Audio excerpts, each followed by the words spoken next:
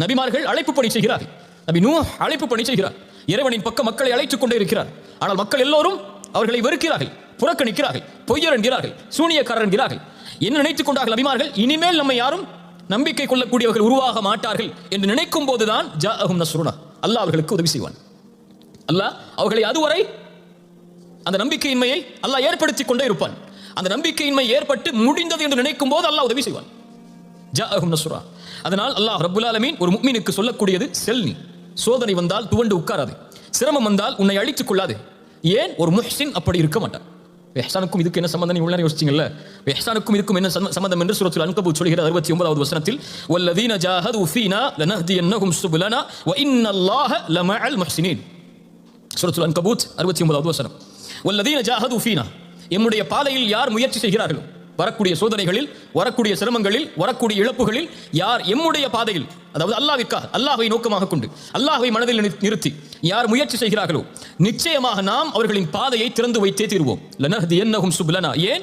வ இன்னல்லாஹ லமஅல் முஹ்சினீன். இப்படி போராடக்கூடிய, இப்படி சிரமங்களை எதிர்த்து நிற்கக்கூடிய, இப்படி சோதனையின் போது முயற்சி செய்யக்கூடிய இந்த முஹ்சின்களோடு அல்லாஹ் இருக்கிறான். சோதனைகளில் போராடுபவன் முஹ்சின், சோதனைகளை எதிர்கொள்பவன் முஹ்சின், சோதனையில் வெற்றி காண்பதற்காக முயற்சி செய்பவன் முஹ்சின்.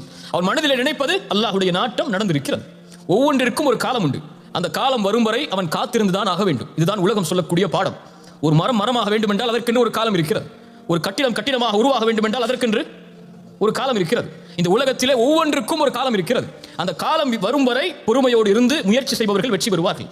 இன்றே நடக்க வேண்டும் என்று நினைப்பவர்கள் கவலையையும் துன்பத்தையும் தன்னுடைய வாழ்வில் இணைத்துக் கொண்டே நகர்ந்து கொண்டிருப்பார்கள். காலம் வரும் வரை முயற்சியை கைவிடாமல் யார் முயற்சி செய்கிறார்களோ அவர்களுக்கு அல்லாஹ் ரப்புல் ஆலமீன் உதவி செய்து கொண்டே இருப்பான். மனிதனாக பிறந்தவன் முயற்சி செய்து கொண்டே இருப்பான்.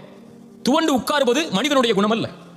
அவனுக்கு முடியும் வரை அவன் போராடி கொண்டே இருப்பான். அவனுடைய காலம் வரும் வரை அவன் காத்து கொண்டே இருப்பான். சிலருக்கு 25 வயசுல அவங்களுடைய வாழ்க்கை அமைஞ்சிருக்கும். சிலருக்கு 30 வயசுல தான் அமையும், 30 வயசு வரை அவன் காத்திருந்தது ஆகணும். 40 வயசுல தான் அமையும், 40 வயசு வரைக்கும் காத்திருந்தது ஆகணும்.